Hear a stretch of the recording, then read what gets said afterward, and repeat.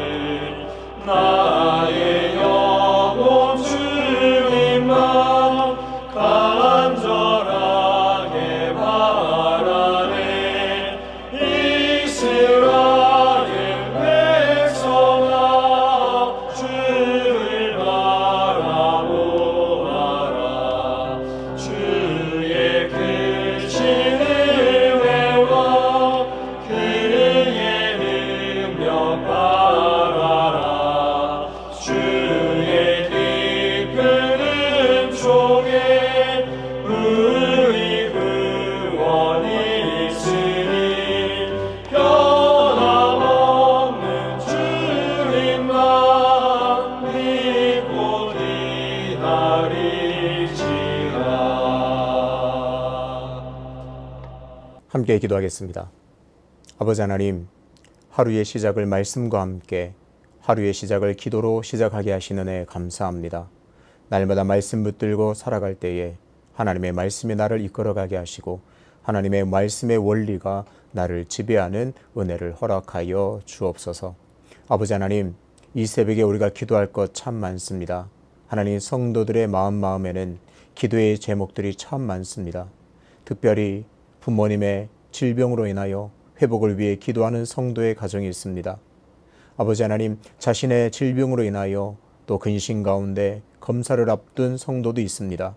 하나님께서 그 모든 마음들에게 찾아가 주셔서 먼저 그들을 위로하여 주시고 하나님과 함께하는 기쁨을 누림으로 말미암아 하나님께서 베푸실 은혜들을 기대함으로 감사함으로 나갈 수 있는 귀하고 복된 시간들 되게 도와 주옵소서. 기도할 때에 성령으로 우리의 마음을 채워주시고 기도할 때 하나님의 놀라우신 역사를 기대할 수 있는 소망의 마음으로 우리를 바꾸어 주옵소서.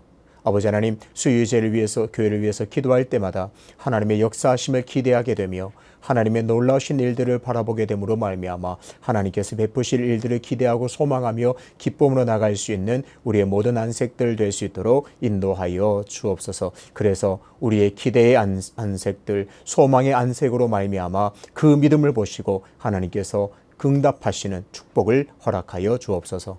오늘도 말씀 앞에 나아갑니다. 하나님 말씀으로 우리를 깨닫게 알려주시고 말씀을 통해서 나를 발견할 수 있는 복된 시간 되게 하여 주옵소서. 감사드리며 예수 그리스도 이름으로 기도하옵나이다. 아멘. 오늘 함께 통독할 말씀은 사무엘하 6장입니다. 다윗이 이스라엘에서 뽑은 무리 3만 명을 다시 모으고 다윗이 일어나 자기와 함께 있는 모든 사람과 더불어 바알레 유다로 가서 거기서 하나님의 궤를 메어 오려 하니 그 궤는 그룹들 사이에서 좌정하신 만군의 여호와의 이름으로 불리는 것이라. 그들이 하나님의 궤를 새 수레에 싣고 산에 있는 아비나답의 집에서 나오는데 아비나답의 아들 우사와 아효가 그 새 수레를 모니라. 그들이 산에 있는 아비나답의 집에서 하나님의 궤를 싣고 나올 때에 아효는 궤 앞에서 가고 다윗과 이스라엘 온 족속은 잣나무로 만든 여러 가지 악기와 수금과 비파와 소고와 양금과 재금으로 여호와 앞에서 연주하더라. 그들이 나곤의 타작마당에 이르러서는 소들이 뛰므로 웃사가 손을 들어 하나님의 궤를 붙들었더니 여호와 하나님이 웃사가 잘못함으로 말미암아 진노하사 그를 그곳에서 치시니 그가 거기 하나님의 궤 곁에서 죽으니라. 여호와께서 웃사를 치심으로 다윗이 분하여 그곳을 베레스 웃사라 부르니 그 이름이 오늘까지 이르니라.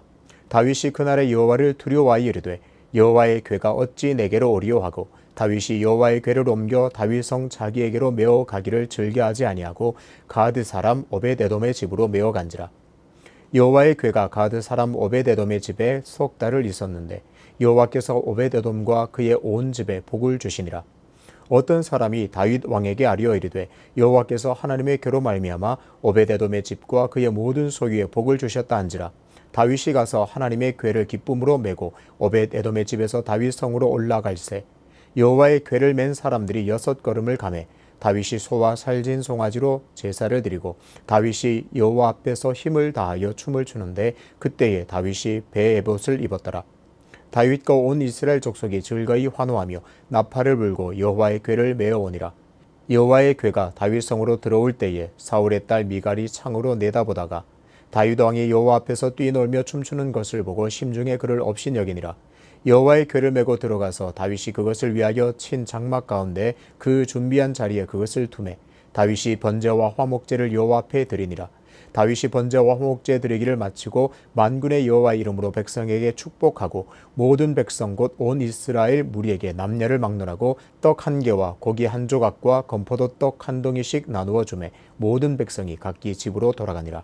다윗이 자기의 가족에게 축복하러 돌아오매 사울의 딸 미갈이 나와서 다윗을 맞으며 이르되 이스라엘 왕이 오늘 어떻게 영화로우신지 방탕한 자가 염치 없이 자기의 몸을 드러내는 것처럼 오늘 그의 신복의 계집종의 눈앞에서 몸을 드러내셨도다 하니 다윗이 미갈에게 이르되 이는 여호와 앞에서 한 것이니라. 그가 내 아버지와 그의 온 집을 버리시고 나를 택하사 나를 여호와의 백성 이스라엘의 주권자로 삼으셨으니 내가 여호와 앞에서 뛰놀리라. 내가 이보다 더 낮아져서 스스로 천하게 보일지라도 내가 말한다 계집종에게는 내가 높임을 받으리라 한지라. 그러므로 사울의 딸 미갈이 죽는 날까지 그에게 자식이 없으니라. 아멘. 다윗이 분노한 이유라는 제목으로 말씀을 전하겠습니다. 성경을 읽다 보면 여러 가지 사건들이 등장합니다. 예를 들어 이스라엘 왕이 이런저런 일을 했더라는 기사가 있습니다. 겉으로 보기에는 별 문제 없어 보이는 그런 행동들, 그런 일들이 성경의 저자는 그 동기가 옳지 않음을 발견하고 심판하고 책망하는 경우도 상당히 많습니다. 그러니까 성경은 겉으로 드러나는 행동과 사건도 중요하지만 그 이면에 있는 그 일을 하게 된 동기 그리고 마음의 상태도 굉장히 중요하게 다룬다는 사실을 알게 됩니다. 오늘 본문에서 분명하게 드러나는 사건은 다윗이 법궤를 다윗성으로 옮기기를 원했다는 겁니다.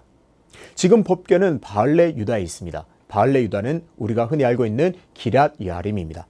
이제 그곳에 있는 법궤를 자신의 성 다윗성으로 옮겨오는 일을 준비하고 있습니다. 이 일을 위해서 다윗은 엄청난 준비를 하게 됩니다. 많은 재정을 들이고 사람을 동원하고 온갖 좋은 것 정성스럽게 이 일을 준비하고 진행하게 됩니다.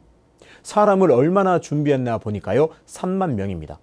우리는 가끔씩 성경 읽다 보면 몇만 명, 몇천 명 이것을 대수롭지 않게 생각하는데 3만 명은 그야말로 많은 숫자입니다.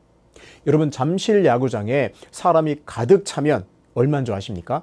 2만 4천 명입니다. 좌석이 약 2만 4천 석입니다. 그러니까 3만 명이라고 하면 그 넓은 잠실 야구장을 가득 메우고도 6천 명이 남는 어마어마한 많은 숫자입니다. 다윗은 이처럼 법궤를 옮겨오는데 온갖 정성을 들이고 있습니다. 그리고 법궤를 옮겨오기 위해 새 수레도 하나 준비했습니다. 법궤를 옮겨오기 위해서 수레를 새로 제작해서 준비했습니다. 좋은 나무를 가지고 정성껏 새 수레를 하나 만들었습니다. 어떤가요? 규모와 장비가 그야말로 어마어마합니다. 다윗이 법궤 옮겨오는 일을 얼마나 중요하게 생각하는지를 엿볼 수 있는 대목입니다.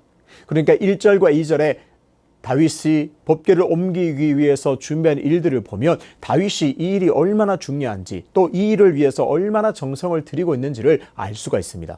다윗은 이렇게 철저하게 준비하고 그룹들 사이에 좌정하신 만군의 여호와의 이름으로 불리는 바로 그 궤를 옮기기를 실행하려고 합니다.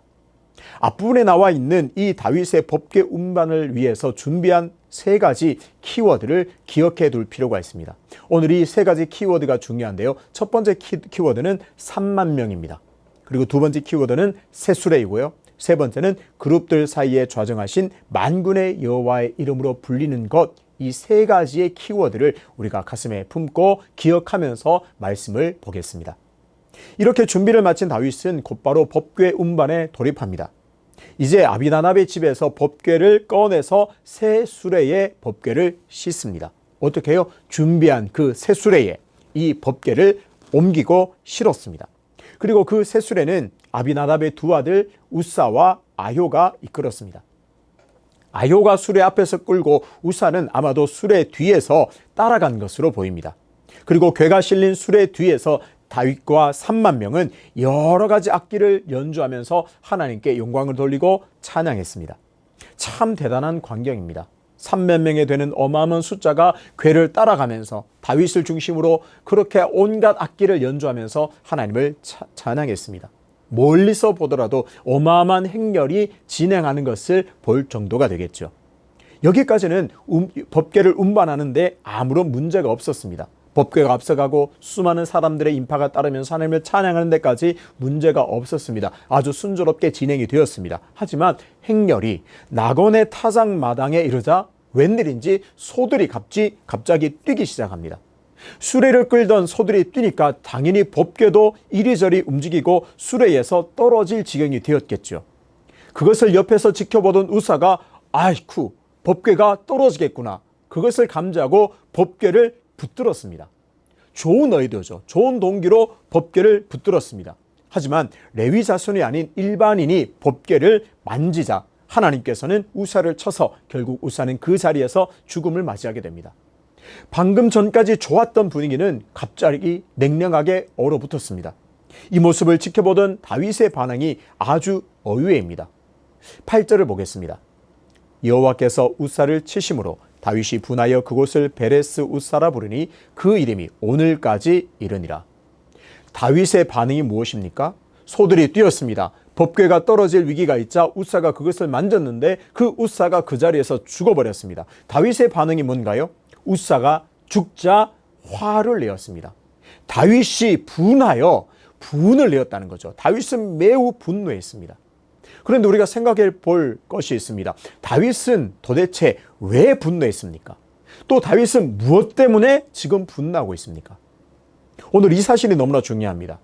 처음에 사람의 행동에는 겉으로 드러나는 모습과 속마음은 다를 수 있다. 그리고 성경은 그 속마음을 그 동기를 밝혀서 그 동기가 불순할 때는 책망하고 정말 심판하는 경우가 있다. 그렇게 말씀드렸습니다. 다윗이 법궤를 옮기기 위해서 준비한 세 가지 중요한 키워드가 있죠. 우리가 기억하자고 했는데 그것을 한번 살펴보겠습니다. 첫 번째는 3만 명입니다. 다윗이 얼마나 많은 정성을 들였고 또 얼마나 이 법궤 옮기는 것을 중요하게 여겼는가를 볼 수 있습니다. 3만 명을 준비했습니다. 두 번째는 새수레입니다. 법궤를 옮기면서 새수레에 실었습니다. 하나님의 법궤를 옮기니까 나무도 좋은 것을 쓰고 기술자를 써서 정말 잘 만드는 사람을 붙여서 새수레를 근사하게 멋지게 만들었습니다. 하지만 법궤 운반은 레위인 중에서도 고핫 자손이 법궤를 메어서 옮기도록 했습니다. 그러니까 다윗은 율법대로 그리고 법궤를 옮기는 규례를 따르는 것이 아니라 그저 좋은 나무로 정성을 들여 새수레를 준비했습니다. 하지만 그것은 율법이 명하는 바가 아니고 법궤를 옮기는 규례가 아닌 자기 뜻대로 자기가 좋은 대로 그것을 준비했음을 볼 수 있습니다. 세 번째는 만군의 여호와의 이름으로 불리는 것이라는 겁니다. 성경의 기자는 사람들이 법궤를 무엇이라 부르는지를 설명합니다. 사람들이 이 법궤를 만군의 여호와의 이름으로 불리는 것이라고 알려줍니다. 성경은 다윗이 법궤를 옮기는 이 사건을 사무엘 4장에 나오는 블레셋과의 전쟁, 블레셋과의 전투의 사건과 의도적으로 연결하고 있음을 우리는 알 수 있습니다. 다윗과 사람들이 법궤를 가리키면서 만군의 여호와의 이름으로 불리는 것이라고 했는데요. 이 명칭은, 이 설명은 블레셋과의 전투에서 패하자 법궤를 전장에서 가져오면서 한 말입니다. 우리가 블레셋과의 전투에서 졌구나. 이것은 법궤가 없어서 그렇다. 그래서 너희는 속히 가서 만군의 여호와의 이름으로 불리는 것, 바로 그 법궤를 이 전장에 가져오라 라고 말할 때 불렀던 이름입니다. 다시 한번 말씀드립니다. 지금 성경의 저자는 사무엘상 4장에 있었던 블레셋과 이스라엘 간의 전쟁을 했었던 그 장면과 오늘 이 법궤를 옮겨오고 있는 이 사건을 연관 짓고 있습니다. 그러니까 그리고 다시 새 수레를 본다면 이 새 수레는 어떤 설명인가 보니까요. 블레셋이 이스라엘 전쟁에서 승리하고 난 다음에 법궤를 빼앗아 갔었습니다. 그런데 그 신전에 두니까 자기 우상들이 자꾸 넘어지고 재앙이 일어나자 7달이 지나서 안 되겠다. 이 법궤 때문에 우리가 재앙이 많다. 이 법궤를 이스라엘로 돌려보내자라고 할 때 블레셋 사람들이 이 법궤를 옮기기 위해서 채택한 방법이 바로 새 수레였다는 겁니다. 새 수레였습니다. 블레셋 사람들이 생각하기에 법궤를 옮겨가야 되겠는데 새 수레를 하나 준비해라. 그래서 그 새 수레에 싣고 이 법궤를 이스라엘로 돌려보냈던 그때 썼던 방법입니다. 블레셋의 법궤를 이스라엘로 돌려줄 때 그 방식을 지금 누가 취하고 있나요? 다윗과 이스라엘 사람들, 다윗 왕이 지금 그 방법을 채택하고 있습니다. 새 수레는 블레셋 사람들이 이 법궤를 이스라엘로 돌려보낼 때 쓴 방법인데 지금 다윗이 그때 방법을 채택해서 사용하고 있습니다. 어떤가요? 지금 다윗은 하나님의 거룩한 이 법궤를 옮기면서 거룩한 방법이 아니라 율법이 아니라 하나님이 명령하신 그 규례가 아니라 이방 나라 하나님을 모르던 그 블레셋이 사용했던 방법을 채택하고 있습니다. 하나님의 법궤는 성물의 핵심입니다. 오직 레위 자손 중에서 그것도 고핫 자손만이 매도록 율법은 엄히 명령하고 있습니다. 그런데 다윗은 율법과 규례를 근거로 법궤를 옮기려 하지 않고 블레셋 사람들이 사용했던 그 방식을 그대로 채택해서 운반했습니다. 이것은 생각보다 심각한 문제입니다. 블레셋 사람들은 어떤 민족입니까? 하나님을 모르던 사람들입니다. 이방 민족입니다. 아니 도리어 하나님을 모욕하고 하나님을 저주하던 그런 사람들입니다. 그런 블레셋 사람들이 하나님을 모르는 상태에서 하나님의 임재를 상징하는 하나님의 성물의 핵심인 법궤를 함부로 다루었습니다. 율법도 모르고 하나님의 궤를 옮기는 방법도 모르는 그 하나님을 모르던 이방 나라 사람들이 한마디로 하나님의 법궤를 자기 뜻대로 자기 방식대로 마음대로 다루었던 그런 사건이었습니다. 한마디로 하나님의 법궤가 블레셋 사람들에 의해 모독당하고 있는 꼴입니다. 거룩한 제사장들이 거룩한 방식으로 메어 옮겨야 하는 성물을 새 수레에 싣고 서로 끌게 했습니다. 하나님의 거룩이 블레셋 사람들에 의해서 훼손당했습니다. 그런데요, 하나님의 백성 유다 자손인 이 다윗이 성물에 관한 규례를 따르지 않고 어디를 따르고 있습니까? 블레셋 사람들이 했던 그 방식을 그대로 따르고 있습니다. 아주 심각한 문제입니다. 이방 민족이 그렇게 한다 해도 심각한 문제가 될 터인데 이스라엘의 왕 다윗이 그런 방식으로 법궤를 옮겼다는 것은 여간 큰 문제가 아닙니다. 다윗 자신이 우사가 죽자 분노한 지점으로 다시 돌아가 보겠습니다. 왜 분노했습니까? 확연합니다. 자신의 뜻대로 되지 않아서 분노했습니다. 자신이 의도한 대로 풀리지 않자 분노했습니다. 다윗은 왜 법궤를 옮기려고 했을까요? 왜 온갖 정성을 들여서 이 법궤를 옮기려고 했을까요? 자신의 왕권의 안정과 자신의 왕권을 더욱 강화하기 위해서 법궤를 옮겨오려고 했습니다. 법궤를 자신의 성 예루살렘에 두면 이스라엘 백성들은 예루살렘으로 모이게 됩니다. 그럴 때마다 사람들이 모이고 지속적으로 그 법궤로 와서 예배드리고 제사하게 되면 시간이 갈수록 왕권은 강화될 것이고 법궤를 중심으로 이스라엘은 하나로 결집되는 것을 기대할 수 있었을 겁니다. 그래서 다윗은 하나님을 위해서라기보다 자신의 유익과 자신의 안위를 위해서 자신의 왕권을 강화하기 위해서 이 법궤를 다윗성으로 옮겨오려고 했습니다. 다윗은 하나님을 위해서가 아니라 다윗 자신을 위해서 이 법궤를 옮겨오려고 했습니다. 그런데 그것이 뜻대로 되지 않자 분노하게 되었습니다. 사실 죽은 우사를 위해서 분노했겠습니까? 자신의 뜻대로 되지 않아서 분노했고 결국은 그 분노가 하나님을 향해 있음을 볼 수 있습니다. 아주 무서운 분노입니다. 자신의 뜻대로 되지 않자 분노한 다윗은 법궤 운반 계획을 돌연 그 자리에서 취소하게 됩니다. 우사의 죽음으로 분노한 다윗은 어느 정도 정신을 차리고서야 하나님을 두려워하게 됩니다. 자신이 분노하고 정말 자신이 분노했지만 정말 하나님께서 얼마나 분노하셨는가를 깨닫게 되자 그는 자신의 모든 생각과 자신의 모든 태도를 바꾸게 됩니다. 9절을 보겠습니다. 다윗이 그날에 여호와를 두려워하여 이르되 여호와의 궤가 어찌 내게로 오리요 하고 다윗이 여호와의 궤를 옮겨 다윗성 자기에게로 메어 가기를 즐겨하지 아니하고 가드 사람 오벳 에돔의 집으로 메어 간지라. 이 사건의 이야기가 이것으로 끝이라면 다윗은 아주 악한 왕으로 기억될 뻔했습니다. 다윗은 정말 나쁜 왕이야. 자신의 유익을 위해서, 자신의 탐욕을 위해서, 자신의 왕권과 자신의 입지를 위해서 하나님을 이용한 나쁜 왕이구나, 이렇게 기록될 뻔했습니다.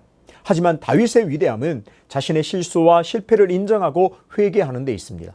다윗은 법궤를 모신 그 오벳에돔의 집이 복을 받았다는 소식을 듣자 다시 용기를 내어서 다시 법궤 옮기는 일을 재시도하게 됩니다. 이제 다윗은 이전의 실수를 반복하지 않습니다. 우선 법궤를 옮겨 오르는 동기를 제대로 바로잡습니다. 첫 번째 시도에서는 오직 자신만을 위해서였다면 이제 실패를 거울 삼아서 하나님만을 경외하고 하나님을 경배하는 마음으로 옮기고자 했습니다. 다윗의 이런 마음은 다윗의 법궤 옮기는 방법을 완전히 바꾼 데서 찾을 수가 있습니다. 만약 다윗이 정말 이 마음을 바꾸지 않고 여전히 자신의 욕심을 채우고 자신의 입지와 자신의 왕권 강가를 위해서 똑같이 시도했다면 이전의 방법을 그대로 썼을 겁니다. 야, 다시 새 수레를 만들어 3만 명 준비해, 만군의 여호와 이름으로 일컫는 그 궤를 옮기자, 그렇게 접근했을 겁니다. 그런데 다윗은 모든 방법을 전혀 다르게, 이전과는 완전히 다르게 바꾸었습니다. 오늘 본문 12절을 보겠습니다. 어떤 사람이 다윗 왕에게 아뢰어 이르되 여호와께서 하나님의 궤로 말미암아 오벳에돔의 집과 그의 모든 소유에 복을 주셨다 한지라. 다윗이 가서 하나님의 궤를 기쁨으로 메고 오벳에돔의 집에서 다윗 성으로 올라갈세. 오늘 본문에서는 완전히 바뀐 이 방법을 간단하게 그저 기록합니다.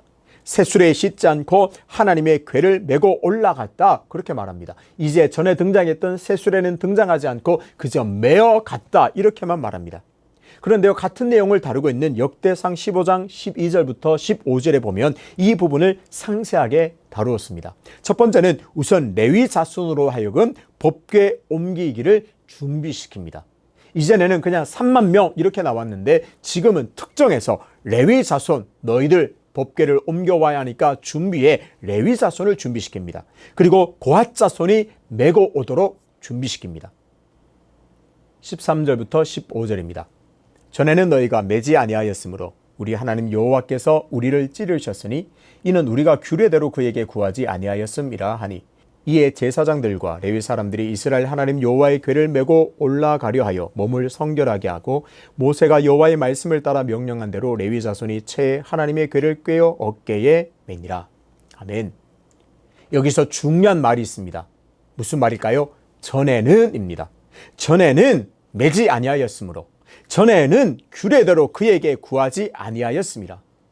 다윗은 어떤가요? 지금 깊이 반성하고 있습니다. 첫 번째 시도 전에는 규례대로 매지 아니하였으므로 반성하고 있습니다.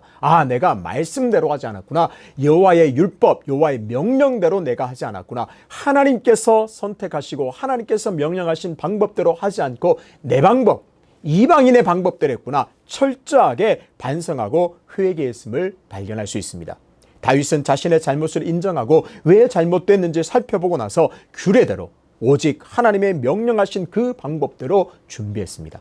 결국 다윗은 한 번의 대실패 후에 마음을 바꾸고 철저하게 하나님의 방법대로 하나님을 위해서 법궤를 다윗의 성으로 옮기는데 성공하게 됩니다. 전에는 말씀대로 하지 않고, 전에는 이방 방식으로, 이방 민족의 방식대로 했더니 우리가 철저하게 실패했다. 이제는 하나님의 말씀대로, 규례대로, 하나님의 명령대로 철저히 준비해서 옮기자. 하나님을 위해서 그렇게 하자. 마음을 바꾸고 방법도 바꾸고 마음도 바꾸고 동기도 다 바꾸어서 이 법궤를 결국 다윗성으로 옮기는데 성공하게 됩니다. 우리는 지금도 하나님의 일이라는 명목하에서 이런저런 봉사와 섬김의 일, 그야말로 교회 일을 하게 됩니다. 그런데 오늘 본문을 통해서 내가 하는 일들이 정말 하나님을 위한 일인지, 나 자신의 욕심과 내 뜻대로 하고자 하는 욕심으로 하는지를 정직하게 분별해야겠습니다. 욕심이 앞서고 탐욕이 앞서면 하나님이 보이지 않습니다. 하나님으로 시작했다가 어느 순간 하나님은 보이지 않고 내 욕심, 내 뜻대로 내 방식만 전면에 서게 됩니다. 당연히 하나님의 방식, 말씀의 원리가 아니라 세상의 방식으로 일을 추진하게 됩니다. 하나님께서 결코 이런 일을 기뻐하지 않으십니다. 마음을 바꾸고 회개하여 하나님의 방법으로 바꾼 다윗을 오늘 기억합시다. 나의 행동이 하나님을 위한 일인지 늘 깨어 분별해서 하나님의 방법대로 말씀에 의지하여 모든 일을 해 나가야 하겠습니다. 그리고 성령께서 우리의 마음을 보여주시고 우리를 분별케 하셔서 하나님을 위한 일이 아니라 내 욕심과 내 뜻들을 이루려고 하는 마음으로 한다면 그때 우리는 멈춰야 합니다. 다시 하나님의 방법대로 하나님을 위한 동기로 내 마음을 바꾸어서 하나님을 위한 일로 또 하나님께서 원하시는 말씀의 원리로 이런저런 일을 해야 할 줄로 믿습니다.